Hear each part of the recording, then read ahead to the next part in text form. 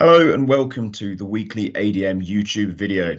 You have the pleasure of just me on this week's grain comments and a market that seems some divergence of direction from the Oct-Jan downtrend that depreciated prices here in the UK by circa £60.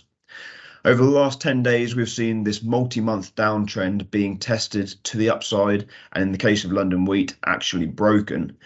So what's been going on in the wider market to pull these prices off the seven-month lows seen in late Jan 2023? We see some significant delays to soybean harvest in Brazil, which is starting to build in a little risk premium ahead of the following corn crop, which is now delayed by potentially as much to 2 weeks as we see significant rainfall going on in that part of the world.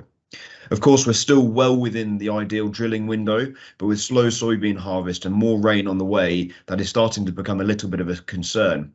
Maybe a yellow flag at this stage.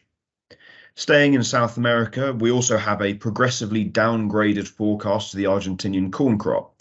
Having seen a significant drought in the final 3 months of corn development, we're seeing numbers from Beige Buenos Aires Grain Exchange at 44.2 million metric tons. That's in comparison to last year at 52. However, we are seeing some traders actually talking the number below 48 and in the high 30s million metric ton mark. So a few potential flags in South America then. Additionally, last night, the monthly WASDE report was released by the USDA with a pretty benign market impact, with the three major crops of corn, soybeans and wheat all seeing reported levels within the traders' estimates range.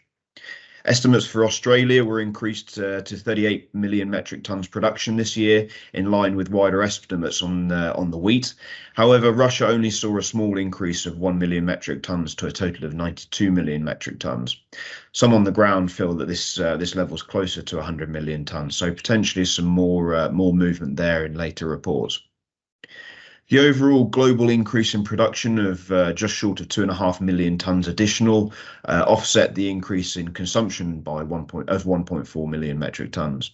And a smaller beginning stock all resulted in a small increase in global ending stocks by just about 1 million metric tons. So from a wheat perspective, a pretty inactive report. A few bits have changed, but nothing to really shout home about. Closer to home here in the UK, we have a slow farmer market with relatively slow supplies coming to market. And so while the UK is in a significant surplus this year, according to the HDB, this slow farmer selling is just squeezing the nearby market a little bit. The UK remains relatively uncompetitive for export versus other originations, however, and this will only help to compound the surplus that the HDB have noted. So yeah, a few flags on the horizon, with weather in South America starting to be a little bit of a concern, and how the Northern Hemisphere wheat crop comes out of dormancy over the next 1 to 2 months is always an area and a window of potential weather problems. But let's not forget the current Ukraine grain corridor agreement also ends 19th of March. So a really challenging market to call in this key weather window, in this key development stage for many crops, particularly those in the Northern Hemisphere. As always, please send in any comments or questions and we'll endeavour to respond to them. Thanks very much for your time.